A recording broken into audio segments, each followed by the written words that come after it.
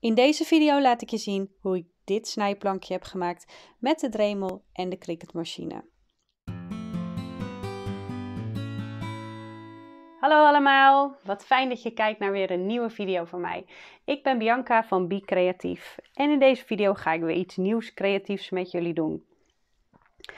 Dit keer wederom met de Cricut. Ik ben gewoon even fan van de Cricut op dit moment. De Joy gebruik ik, daar heb je ook een device voor nodig. Smart Vinyl permanent ga ik gebruiken. Transfer tape, schaper, de Cricut belhaak, een schaar, de kwast, de Dremelmachine en een snijplank en niet te vergeten gekookte lijnolie. Om deze snijplank te gaan maken heb ik bij afbeeldingen gaan zoeken naar mandala. Daar heb ik er een uitgekozen waarvan ik dacht die is leuk, daar haal ik de randjes van af. En die kan ik zo maken. Dat was deze. Vervolgens stel je de grootte in maximaal op 11,43. Dat is wat de Joy kan printen. En dan gaan we hem maken. We gaan hem even printen. We gaan beginnen met het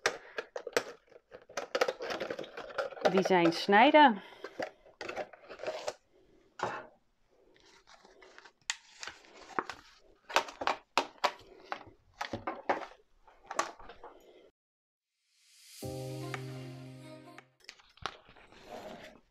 Hij staat er mooi op. We gaan hem knippen. Om te zorgen dat ik hem zo meteen goed hierop kan snijden, ga ik hem anders spellen dan dat ik normaal doe. Ik ga zeg maar de mandala zelf eruit halen.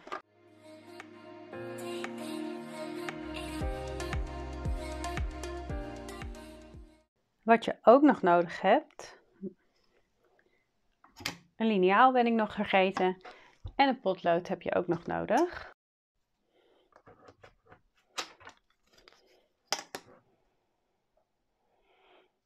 Ik ga even kijken wat het midden van het plankje is.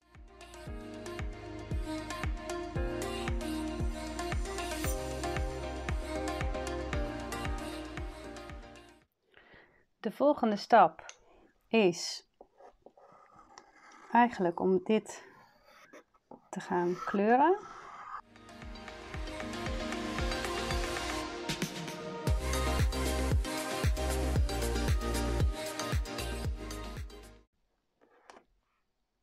En nu gaan we met de Dremel aan de slag.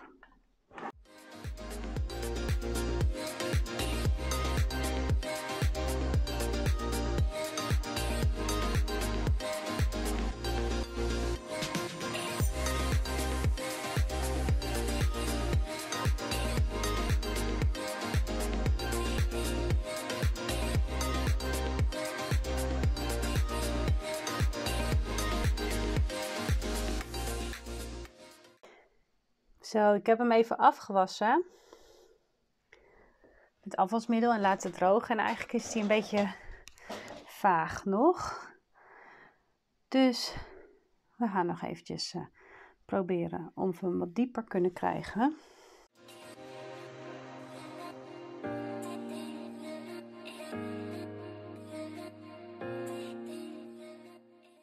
Ik had nu de tweede keer dit bolletje gebruikt.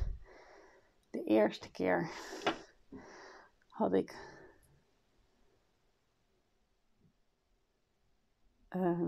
de grotere gebruikt, deze. En nu ga ik deze er nog even op zetten. Creatief zijn is ook kijken wat er op je pad komt en welke dingen lopen. Ik vind hem wel mooi en je zou er nu al deze lijnolie overheen kunnen doen. Lijnolie is natuur en dan kan je het nog steeds, voor zover ik weet, eten erop leggen.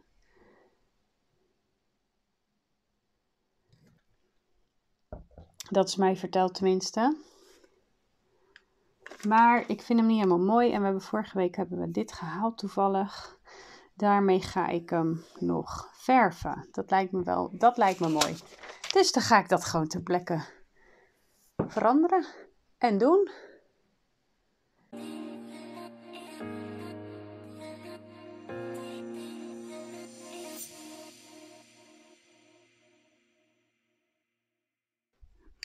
En dan gaan we nu de lijnolie plaatsen.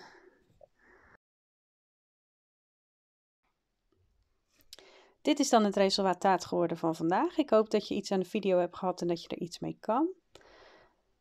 Bedankt voor het kijken. Vergeet niet te liken en te abonneren. En tot de volgende keer.